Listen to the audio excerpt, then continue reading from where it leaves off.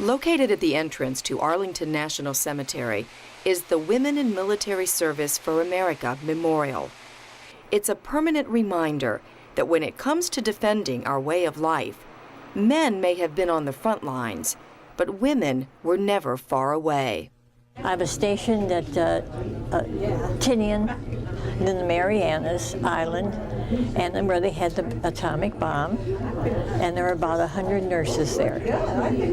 And we had the soldiers from Iwo Jima, Okinawa, those were our patients, the Marines, the 2nd Division, and of course they had the second. And I was supposed to go to Europe, the European theater.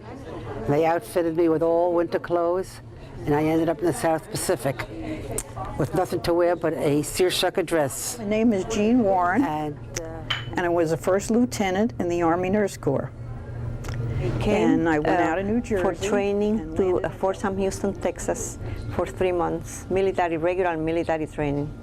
They even told us how to shoot and everything. We landed on Utah Beach with the troops, climbed down the nets into the LCTs and waded ashore into freezing cold, waist-deep water.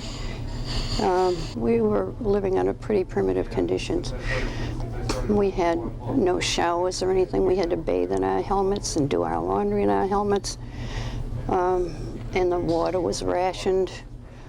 There are nearly 2 million stories of women who have defended the nation in war and helped preserve the peace. It is a history of military service that began at the country's beginning, according to retired Brigadier General Wilma Vaught. Women have served in every one of America's wars, starting with the Revolutionary War. Back in the early days of the nation, they had to go into disguise as men in order to serve, but they felt so strongly about the nation that they were willing to do that.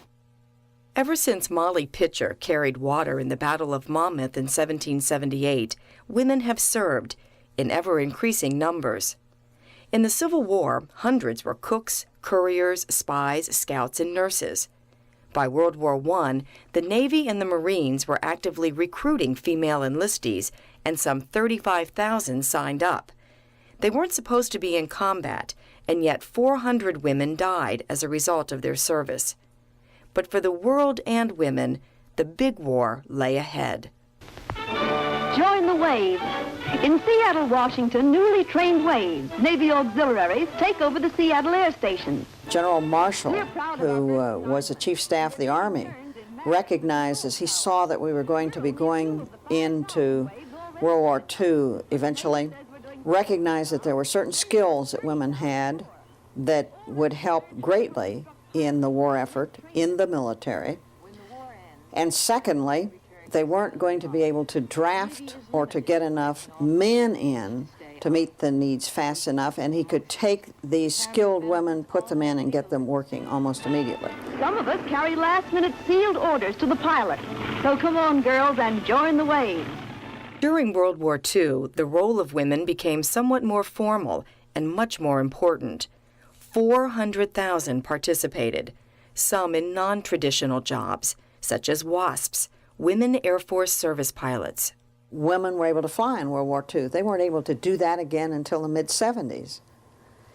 And the same was true with aircraft mechanics, truck mechanics, all kinds of jobs like that. Because of the great need during World War II, they permitted women to do this.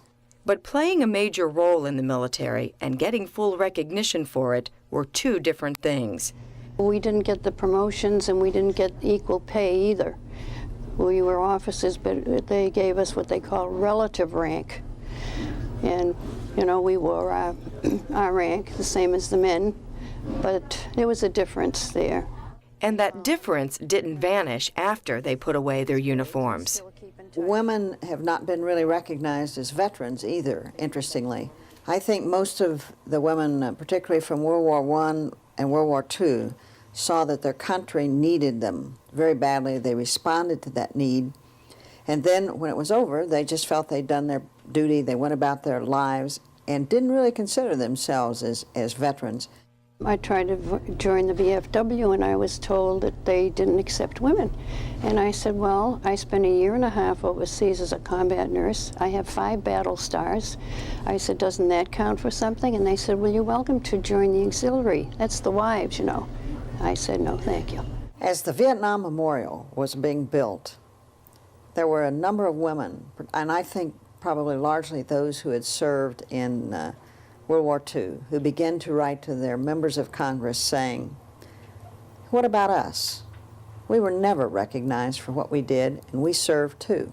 Congress got the message and in 1986 authorized the memorial if General Vought could raise the more than $20 million to pay for it.